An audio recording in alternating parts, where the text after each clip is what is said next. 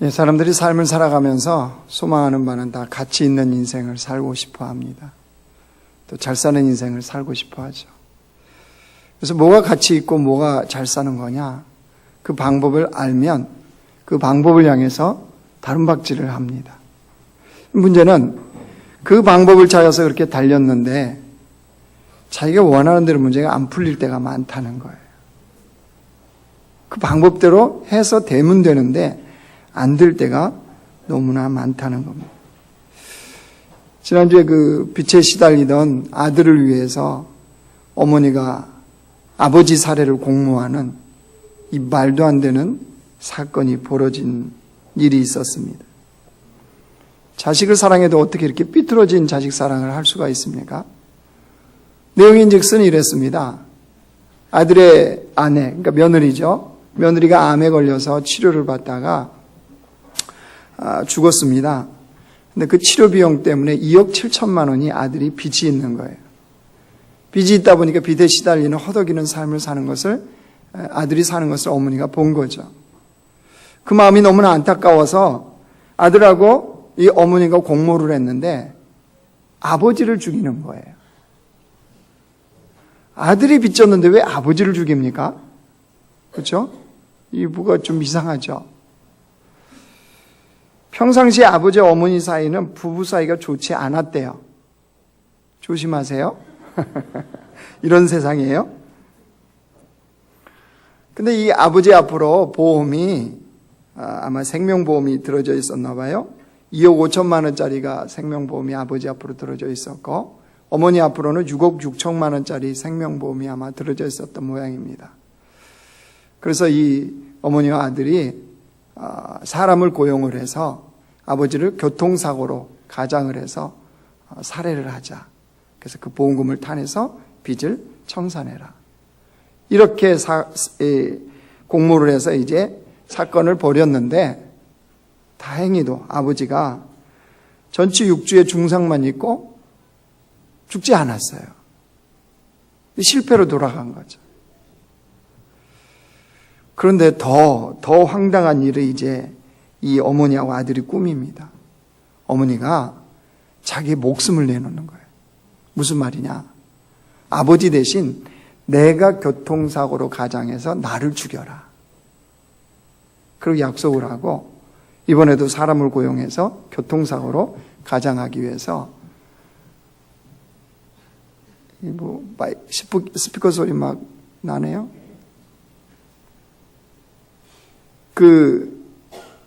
약속을 하고 차선에 서 있었는데 하필 어머니가 반대 차선에 서 있었던 거예요.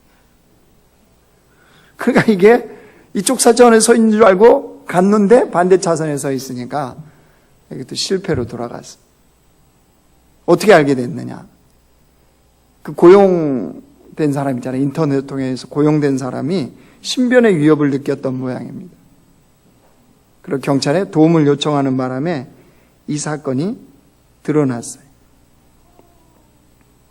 여러분, 이거 정말 말도 안 되는 일이잖아요. 말도 안 되는 일이 왜 우리 인생에서 이런 일들이 지금 세상은 벌어지고 있어요. 왜 사람들이 그랬을까요? 그 사람들은. 풀리지 않는 인생 그렇게 하면 풀릴 수 있다고 생각하는 거예요. 그렇게라도 인생을 풀어서 자기들이 원하는 삶을 살겠다는 거죠. 자, 그럼 세상은 그렇게 말도 안 되는 일들이 벌어진다면 예수님을 믿는 우리는 어떻습니까? 우리 그리스도인들은 어떻게 풀어가십니까? 복음으로 다시 새롭게 살고자 하는 우리 인생에도 답답한 일들이 벌어집니다. 풀리지 않는 일을 만날 수가 있어요. 또 힘든 상황과 어려운 상황을 우리는 만날 때가 있습니다. 여러분, 그때 세상은 저렇게 말도 안 되는 방식으로 풀어가는데 여러분, 우리는 어떻게 풀어가고 있습니까? 할렐루야 찬양대는 인생에 풀리지 않는 문제 어떻게 풀어가세요?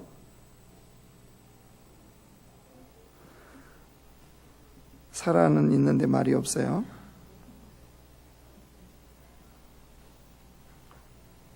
여러분, 어떻게 그것을 풀 때 어떤 해석이 가해지고 있느냐는 굉장히 중요합니다. 오늘 본문이요, 에스겔이 선지자로 부름받은 본문입니다. 근데 그 부름받은 에스겔의 형편과 처지가 어떠한지 보시는데요, 특별히 얼마나 비참한 상황에 처해져 있을까를 염두에 두시면서 이 말씀을 우리 같이 읽기 원합니다. 1절 말씀 우리 같이 읽습니다. 시작. 30째 해 넷째 달 초닷새에 내가 그발강가 사로잡힌 자 중에 있을 때 하늘이 열리며 하나님의 모습이 내게 보이니 여호야긴 왕이 사로잡힌 지 5년 그달 초닷새라. 어디에 지금 있대요? 그발강가에 사로잡힌 자 중에 있었다 그랬죠. 이 그발강이 어디냐? 바벨론이에요, 바벨론. 조국 이스라엘이 아니고 바벨론 땅에 포로로 지금 끌려와 있다는 거예요. 왜 그발강가에 서 있겠어요? 그 강에서 뭔가 노역을 했겠죠. 포로로서 거기서 노동을 하고 있는 중인 겁니다. 그런데 여호야긴 왕이 사로잡힌 지 5년 그달 초닷새라, 이걸 왜 이야기하나요? 그런 포로 생활이 5년 됐다는 거예요. 5년. 누가요? 에스겔이라는 사람이. 포로로 끌려와서 5년 지금 그발강가에서 노역을 하고 있다. 이 현실이 여러분 어떻게 보이십니까? 암담해 보이지 않습니까? 언제 해방되나요? 어떻게 돌아가나요? 이걸 누군가 보증해주고 조금만 참아라, 해방된다, 돌아갈 수 있다, 이런 사람 있나요? 없습니다. 아무런 미래가 보장되지 않는 그런 비참한 상황에 지금 처해진 거예요. 그런데 이런 에스겔을 더 비참하게 만드는 게 있었어요. 거기 3절 한번 보실래요? 갈대아 땅 그발강가에서 여호와의 말씀이 부시의 아들 제사장 나 에스겔에게. 에스겔이 원래 뭘 준비했던 사람이에요? 제사장이요, 제사장.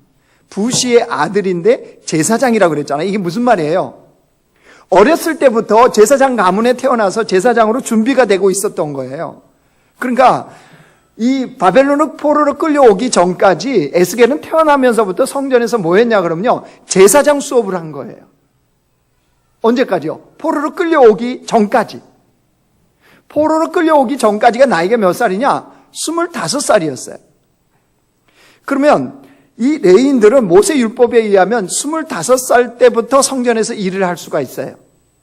그러니까 얼마나 부푼 꿈과 또 소원과 이걸 갖고 인생을, 제사장 수업을 얼마나 열심히 했겠습니까? 그래서 딱 성전에서 일할 수 있는 나이가 딱 되었을 때 뭐예요? 포로로 끌려온 거예요. 그리고 지금 첫 1절 시작이 뭐였어요? 30째 해 넷째 달 그랬죠? 이게 뭐냐면요, 에스겔의 나이예요. 30살이 된 거예요. 모세 율법은 30살이 되면 무엇을 할 수가 있어요? 제사장으로 등용이 됩니다. 그래서 성전에서 드디어 그렇게도 자기가 30년 동안 준비했던 제사장으로서의 역할을 감당할 수 있는 게 30살이에요. 그런데 그 30살의 아침을 어디서 맞이한 거예요? 바벨론의 그발강가에서요. 에스겔의 마음이 지금 30살 그 넷째 달 초닷새라 그랬는데 그날 아침, 아니 30살이 된 1월 1일부터 그때까지 아침을 맞이하는 에스겔의 마음이 얼마나 비참했을까요? 조국이 정상적인 나라였다면 제사장으로서 서 있었을 텐데 지금은 제사장이 아닌 포로로 끌려와서 생활하고 있습니다. 언제 돌아갈지도 모릅니다. 어떤 삶이 자기에 펼쳐질지도 모릅니다. 자신의 꿈이 산산조각 나버렸어요. 미래가 다 불투명합니다. 에스겔이 느꼈을, 아침마다 느꼈을 비참함.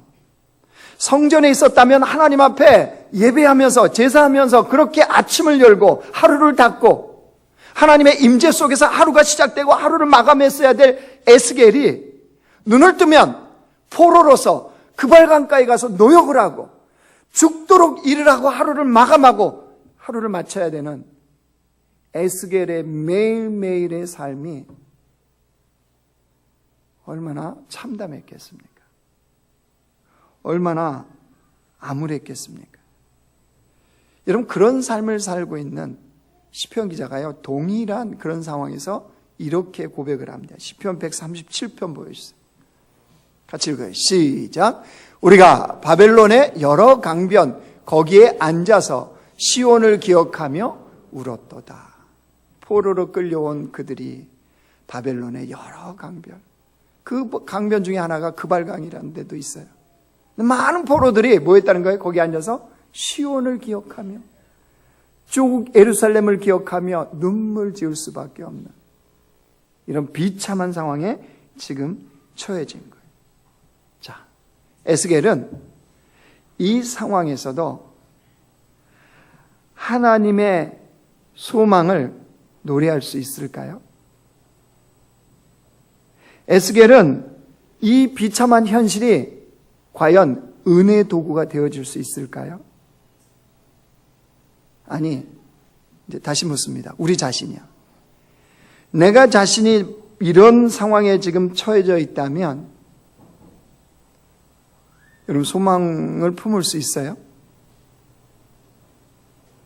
내가 처해진 그 현실이 하나님의 은혜의 도구가 되어줄 수 있다고 믿으십니까? 자, 과연 그럴 수 있는지 오늘 말씀을 통해서 진리로 여러분을 설득할 테니까 설득되어지면 그 삶을 사시기 바랍니다. 분명한 것은 이겁니다. 내가 그렇게 소망으로 해석을 하든 안 하든 은혜의 도구가 되어줄 수 있다고 믿든 안 믿든 분명한 것은 인간의 끝은 하나님의 일하심의 시작입니다. 인간의 한계 상황의 끝은 하나님의 일하심의 시작이에요. 요즘 우리가 이 자주 부르는 찬양 중에 하나가 있어요. 주가 일하시네. 여러분 찬양 그거 아시죠? 가사가 이런 내용이에요. 날이 저물어 갈 때. 인생의 날이 저물 때 어떻던가요? 일이요 자기 마음대로 풀리는 사람은요 석양이 참 아름답다고 그래요. 고통 중에 있는 사람들은요 석양이 핏물처럼 보입니다. 내 마음에 핏물이 흘리듯이 하늘이 핏물을 흘리고 있구나, 이렇게 해석을 해요. 그 다음에요, 빈들에서 걸을 때, 빈들이요 아무것도 없는 빈들, 뭐 특별한 일이 없는 사람은요, 아이고 이렇게 광활한 대지가 내 앞에 펼쳐져 있구나, 오토바이나 자동차 타고 확 한번 경주하면 좋겠다, 뭐 이런 생각할 수 있겠죠. 그러나 이 현실이 비참한 사람은요, 빈들을 걸을 때 어떻습니까? 세상에는 아무도 없구나, 주님마저 나를 이런 빈들에 버리셨구나, 이런 생각이 듭니다. 근데 찬양 가사가 그 다음 뭐예요? 그때가 하나님의 때래요. 여러분 이해되십니까? 그때가 하나님의 때래요. 내 때가 아니고 하나님의 때래요. 또 그 다음 가사입니다. 내 힘으로는 안 될 때. 내 힘으로 안 되면 어떻습니까? 굉장히 답답하죠. 빈손으로 걸을 때, 인생 빈손으로 걸을 때 어떻던가요? 근데 그 다음 가사가 내가 고백해 여호와 이레. 여호와 이레가 뭐예요? 하나님이 준비하신, 친히 준비하신, 그 풀리지 않는 그 빈들, 그 저물는 빈손, 이게 여호와의 준비하심을 볼 수 있는 기회라는 거예요. 그래서 그 다음 가사가 뭐예요? 주가 일하시네, 주가 일하시네. 주님께 아끼지 않는 자에게, 주님을 신뢰하는 자에게, 누가요? 하나님이 일하신다는 거예요. 그러니까 우리의 상황은, 우리의 한계 상황은 바로 하나님이 일하시는 카이로스, 하나님의 때예요. 하나님의 때. 이것을 우리가 믿든 안 믿든 하나님은 그때 일을 행하신다. 여러분 에스겔이 어땠는지 보실래요? 그렇게 비참한 상황이었어요. 근데 어떤 일이 벌어졌어요? 1절 보실래요? 30째 넷째 달 초 닷새에 내가 그발강가 사로잡힌 자 중에 있을 때에 하늘이 열리며 하나님의 모습이 내게 보이니. 어떤 일이 벌어졌대요? 하늘이 열리며 하나님의 모습이 내게 보였다. 무슨 말인가요? 하나님을 만나는 체험이 거기서 일어났다는 거예요. 그 비참한 그 암울한 미래, 그 상황에 처해져 있는데 그때야 비로소 에스겔이 누구를 만났다고요? 살아계신 하나님을 만나는 경험을 했다는 거예요. 예루살렘에서도 제사장으로 수업하는 거룩한 직무를 위해서 준비하는 그때도 아니었어요. 부모님의 사랑을 받으며 조국의 보호를 받으며 살아가는 그 땅도 아닌, 아무런 소망도 없고 비참하고 미래도 보장되지 않는 그발강가에서 노역하는 그때에 살아계신 하나님을 만나는 체험을 하는 이 역사가 거기서 드러나는 거예요. 그래서 여러분, 땅이 닫힐 때 하늘이 열리는 기회라고 하는 거예요. 내 인생의 땅이 닫히면 하늘이 그때야 열리는 거예요. 여러분, 그 말 들어보셨나요? 상실이 어둠의 기회다. 들어보셨어요? 상실이 어둠의 기회다. 많은 거 이것저것 다 잃어버렸는데 인생에서 정말 경험할 수 없는, 가질 수 없는 하나님의 것을 얻는 기회. 이게 신앙생활이에요. 그런 일이 우리 현실에 있을까요? 새벽기도 잠깐 이야기 말씀드렸는데요. 티베트에서 선교 사역하는 선교사님 이야기예요. 티베트가 불교잖아요, 불교. 달라이 라마로 아주 유명한 티베트 아닙니까? 그러니까 거기에 이 선교사님이 가셨는데 15년 동안 사역을 했다 합니다. 근데 열매가 하나도 없다. 불교로 그 강한 나라가 더구나 중국의 이 통제나 이런 거 여러 가지 일들이 있으니까 열매가 있을 리가 없죠. 15년 동안 선교 사역했는데 열매가 없으니까 선교 사역에 후원했던 분들이 하나씩 끊기 시작하더랍니다. 선교 사역 15년 되니까 후원자가 하나도 없는 거예요. 선교사역 후원자가 없다는 것은 얼마나 선교 사역 하기가 힘들겠습니까? 그런데다가 지대가 고산지대니까 몸이요 병이 생기는 거예요. 쉽지가 않죠, 거기 살아가는. 심장에 쇼크가 오는 거예요. 꼬뜩하면 심장에 쇼크가 가고 비상사태가 벌어지는 거예요. 이런 상황을 맞이하다 보니까 이제 선교사님이 고민이 되었어요. 몸도 지치고 도대체 하나님이 나 여기 보내신 거 맞나? 이런 상황도 되고 후원금도 끊기고니까 이제 진짜 철수해야 되나 보다. 이런 고민을 하고 있을 즈음에 불교 나라니까 얼마나 이런 사찰이라든가 뭐 이렇게 불교와 관련된 걸 많이 짓겠습니까? 그 지역에 새로 건축한 승려 양성학교가 하나 생겼어요. 승려 양성학교. 그런데 신기한 거는 그 학교에 교양 과목 선생님으로 선교사님을 초빙을 한 거예요. 어디에서요? 승려 양성학교에서 선교사님이 뭘 들었는지 모르지만 교양 과목을 한 과목 맡아달라고 그러면서 선생님으로 초빙을 한 거예요. 논리적으로 이해돼야 안 돼요? 안 되죠? 그러니까 누가 일하신 거예요? 하나님이 일하시기 시작하신 거죠. 선교사님이니까 작은 일에도 충성하고 맡겨진 일에도 충성해야죠. 그죠? 승려 학교라고 안 갑니까? 어차피 복음의 열매 하나도 없었는데요. 그래서 주님을 섬기는 마음으로 승려 학교에 가서 교양 과목을 정말 열심히 가르쳤답니다. 그 학교가 또 다른 과목도 맡기고 이것저것 맡기기 시작한 거예요. 그렇게 이제 3년 동안 했는데요. 이 학교에서는 없어서는 안 될 선생님, 그런 선생님으로 자리매김되었어요. 승려 학교의 선교사님이. 3년을 하고 났더니 자기 안에 고민과 갈등이 생기더래요. 왜요? 그래도 자기는 선교사님인데. 선교사님인데 복음의 열매가 안 맺히는 거잖아요. 그러니까 갈등이 생겨서 하나님 앞에 고민하고 기도하는데 하나님이 지혜를 하나 주셨어요. 과목을 하나 개설하라는 거예요.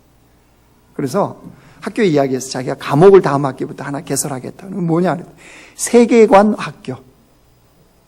불교에도 세계관이 있잖아요. 불교 세계관이. 그죠? 기독교만 기독교 세계관이 있는 게 아니에요. 불교에는 불교 세계관이 있어요. 그래서 세계관 과목을 내가 가르치겠다. 학교야 뭐 오케이 했죠. 이성교사님이 선교사라니까요. 창세기를 바탕으로 세계관 과목의 문제와 수업 내용을 다 만들었어요. 그리고 한 학기 동안 승려 후보생들 이들에게 창세기를 가지고 세계관을 가르친 거예요. 한 학기가 끝났어요. 놀라운 일이 벌어졌어요. 거의 대부분의 학생들이 그 과목을 들었던 그 반의 클래스에 대부분 학생들이 회심을 하고 예수님을 영접을 했어요. 누가요? 승려 후보생들이. 누가 난리 났겠어요? 누가 난리 났겠어요? 학교에서 난리가 났죠. 아니, 이 승려를 만들려고 밥을 먹이고 학비를 대고 다 하는 거잖아요. 그런데 이 애들이 예수님을 영접하고 회심을 해버렸으니 이 학교가 문제가 돼. 그러면 일반적으로 이 선생님이 허접하면 바로 잘리잖아요. 이 선생님이 최선을 다했다 그랬잖아요. 이 학교에 절대적으로 필요한 선생님이라고 그랬잖아요. 그러니까는 잘리지는 못하고 이제 이게 주의를 줬겠죠. 선생님이 다시 지혜를 짰어요. 그래서 이제는 그렇게 하는 게 아니고 승려들 중에 회심한 사람, 한 해에 회심한 사람 중에 2명만 뽑아서 승려를 관두게 하고 밖에 신학교를 보내는 거예요. 아니, 승려 중에 그거 안 가르쳐도 한 해 동안 몇 명씩 관두는 애들도 있잖아요. 신학교도 있는데 왜 없겠어요, 거기도. 그럴 것처럼 자연스럽게 받아들여지는 거예요. 그래서 지금은 매년 회심한 2사람 승려 후보생들 중에 회심한 사람을 밖에 신학교로 2명씩 지금 보내고 있답니다. 뭘 얘기하려고 지금 이 이야기 했을까요? 누가 도대체 일하시는 거예요? 하나님께서 일하시면 가능하다는 거예요. 그러니까 우리의 삶에 닫혀지고 우리의 삶에 열리지 않는 같은 상황은 하나님의 살아계심을 만나는, 즉 하나님이 열어주시는 그 기회를 경험하는 문이 되어진다는 사실이에요. 그러니까 이걸 믿으면 문제를 만날 때, 어려움을 만날 때, 답답한 상황을 만날 때마다 이게 풀리게 해달라고 기도하실 게 아니고 이 상황 속에서 하나님의 임재를 경험할 수 있도록, 하나님을 만나는 체험이 되어지도록 우리는 주님 앞에 기도할 필요가 있는 겁니다. 그리고 하나님의 일하심이 그뿐이냐? 아니요. 3절 가보실래요? 3절 같이 읽어요. 시작. 갈대아 땅 그발강가에서 여호와의 말씀이 부시의 아들 제사장 나에슬에게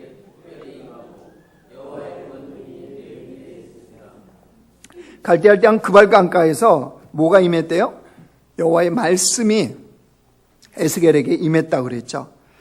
선지자로 살아야 되는, 선지자로 활동해야 되는 에스겔에게 하나님의 말씀이 임하는 거 너무나 중요한 일이죠. 여러분, 이 말씀이라는 이 단어는 헬라어로 로고스와 레마가 있습니다.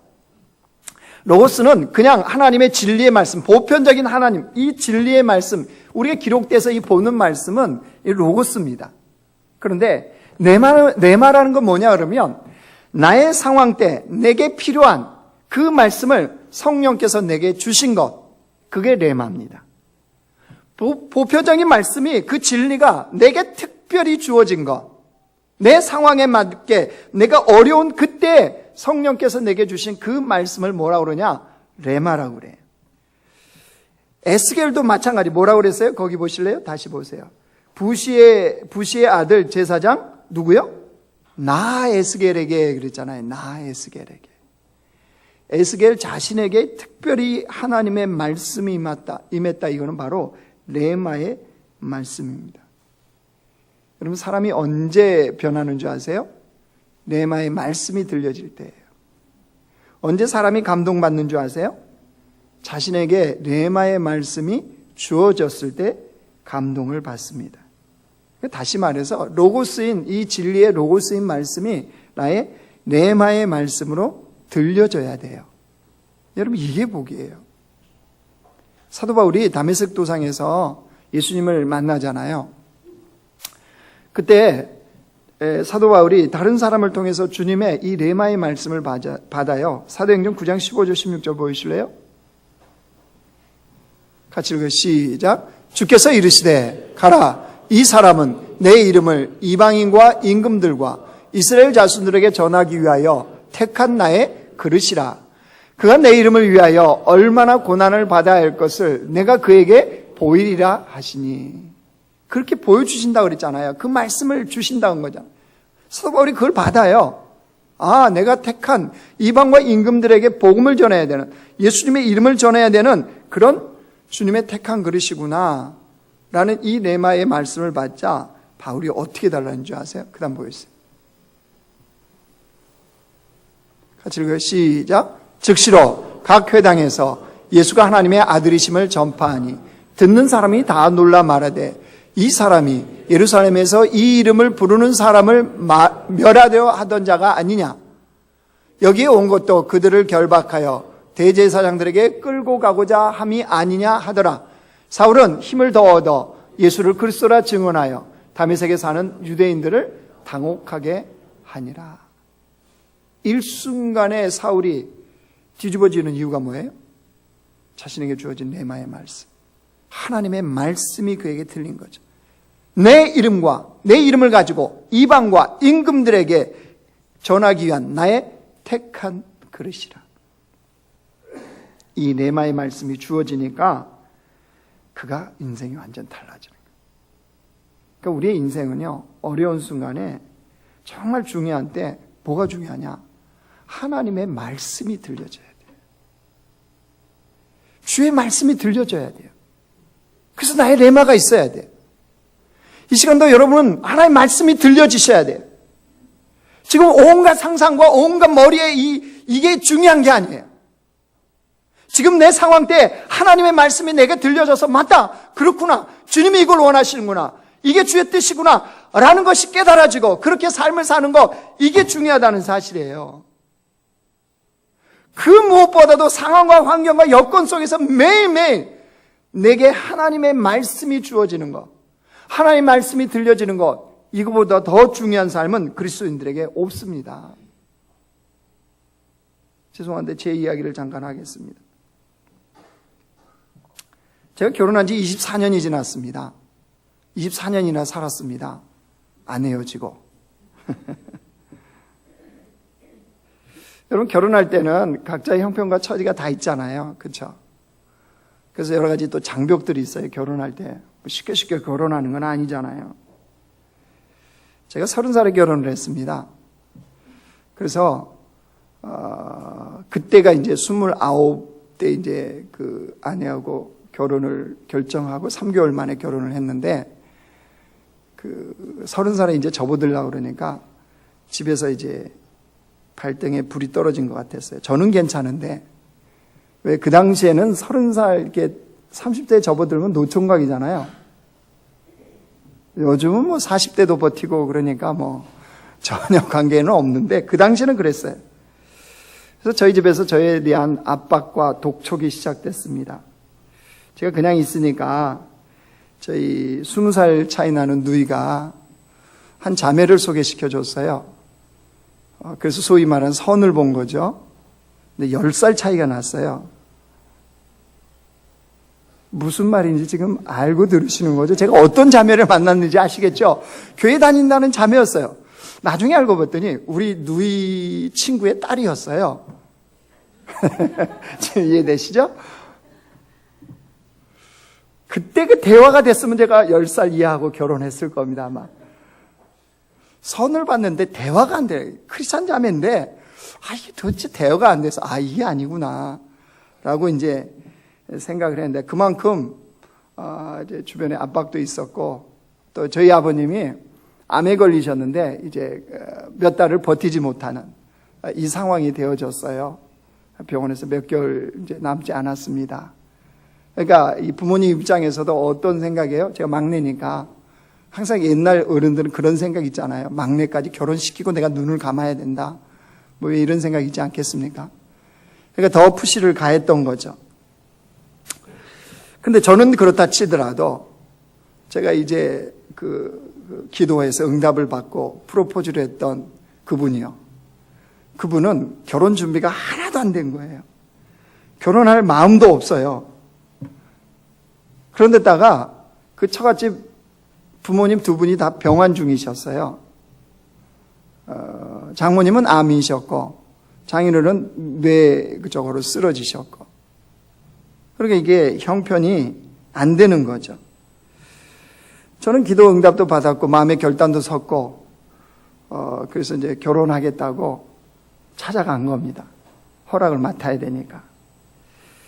인사를 하러 갔는데 환영을 해줬으면 얼마나 좋았겠어요. 그렇죠? 저 같은 사람이 없었을 텐데. 순전히 저만의 착각입니다. 사람은 그런 착각으로 살잖아요. 너무 띠뜻미지근한 거예요. 결혼을 허락하는 것도 아닌 것 같고, 그렇다고 뭐 반대하는 것도 아닌 것 같고, 알고 가서 갈 상황을 보니까 더 가관인 거예요. 아내 위로 결혼하지 않는 처납이 2명이나 있었고 처형도 1명 있었어요. 소위 말해서 3명을 무찔러서 지금 결혼하겠다고 하니까 이 집안에서도 지금 기가 막힌 거죠. 그러니까 그쪽에 반응이 이러니까 누가 불편하겠어요, 마음이? 제가 불편하죠. 당연하죠. 어디 환영받지 않는데 결혼하고 싶은 마음이 어디 있습니까? 그래도 이제 갓 30이라니까요? 아니 40, 50이 아니고 38, 할 때라니까요. 10살 차이하고도 선봤다니까요. 그러니까 마음이 불편하니까, 환영받지 않는, 허락하지 않는 것 같은 이 마음이 드니까 마음이 불편해진 거예요. 제 마음이 이제 갈등이 생기는 거죠. 포기해야 되나? 기다려야 되나? 아니면 밀고 나가야 되나? 갈등 생길 수밖에 없지 않겠어요? 그죠? 여러분, 이런 상황 만나면 여러분 같으면 어떻게 선택하시겠습니까? 이때 우리가 중요한 거잖아요. 그리스도인이니까. 그때 내게 들려진 말씀이 무엇이냐? 제가 이 설교 준비하면서요, 지난주에 물어봤어요, 저희 아내한테. 제가 분명 결혼하기 전에 이 말씀을 나눴거든요. 내가 이런 말씀을 내게 들려줬다.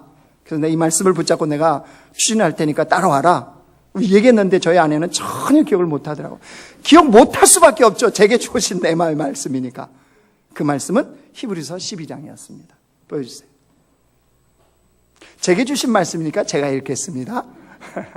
이러므로 우리에게 구름같이 둘러싼 허다한 증인들이 있으니 모든 무거운 것과 얽매이기 쉬운 죄를 벗어버리고 인내로써 우리 앞에 당한 경주를 하며 믿음의 주요 또 온전하게 하시는 이인 예수를 바라보자. 그는 그 앞에 있는 기쁨을 위하여 십자가를 참으사 부끄러움을 개의치 아니하시더니 하나님 보좌 우편에 앉으셨느니라.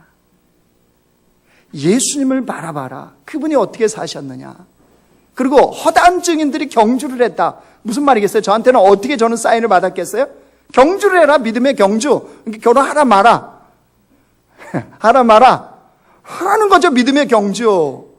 얽매인 것과 이런 것들 벗어버려라. 무거운 것들. 네 자존심 벗어버려. 이유와 핑계 벗어버려.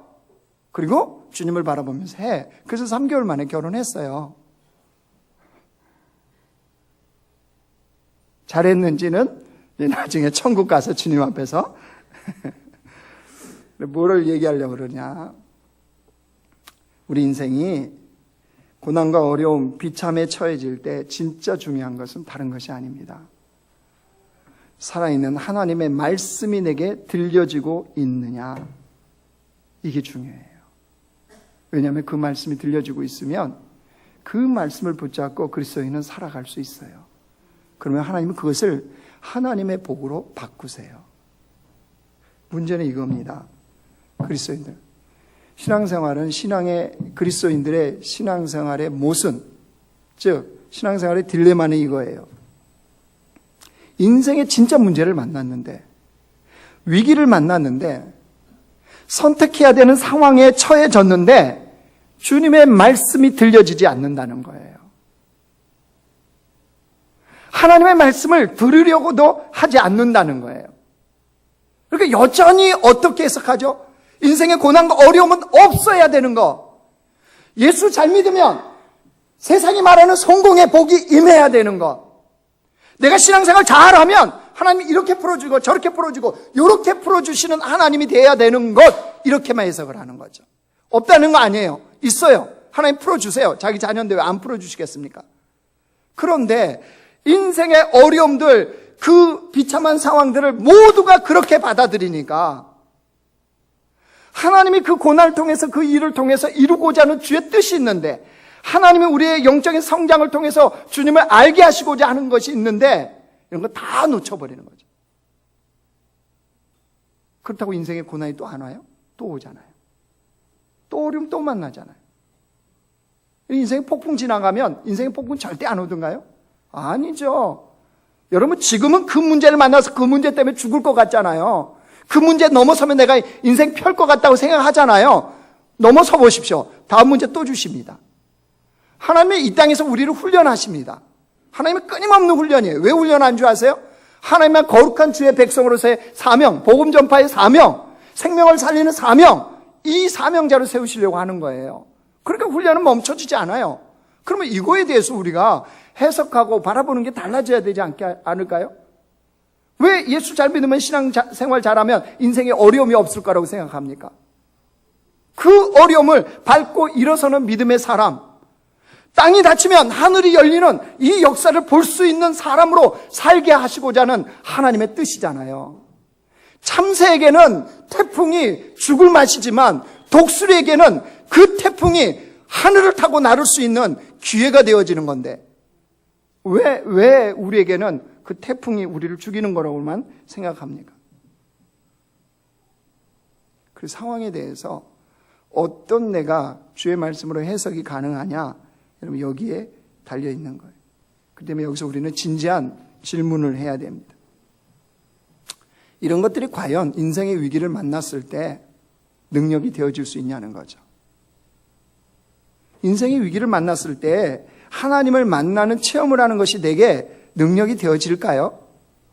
인생의 위기를 만났을 때 하나님의 말씀이 들려지는, 나의 레마의 말씀이 있는 것이 정말 능력이 되어질까요?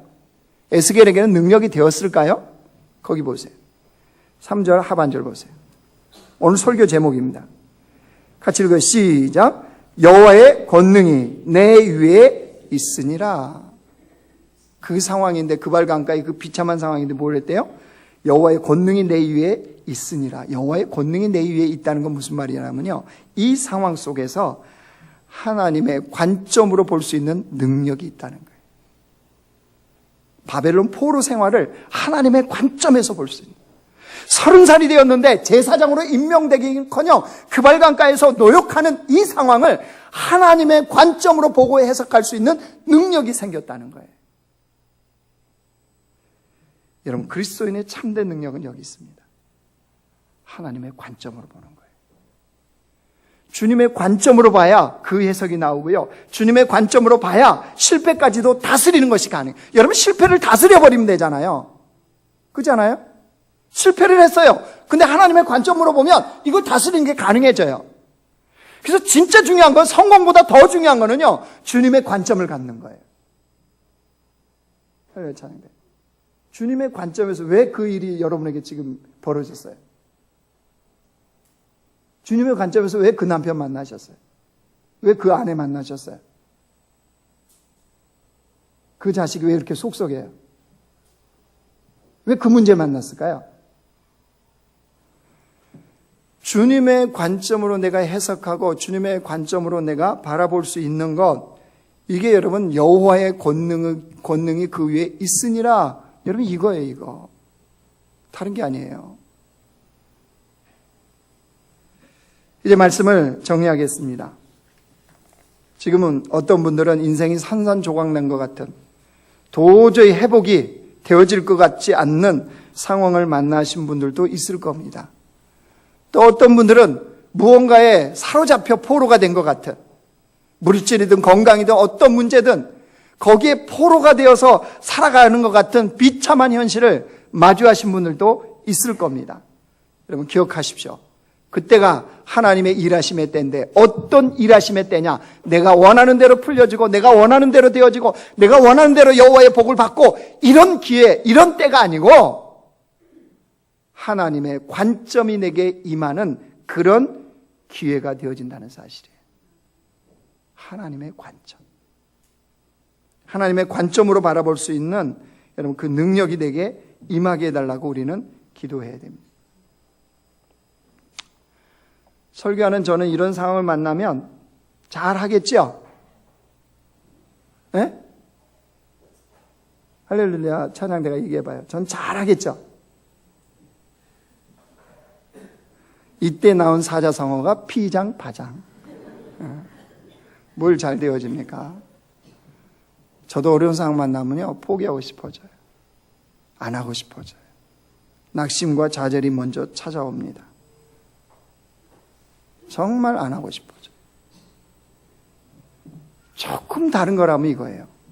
그 마음이 99까지 와요. 이제 1만 되어지면 내려놓고 싶어요. 그만하고 싶어요.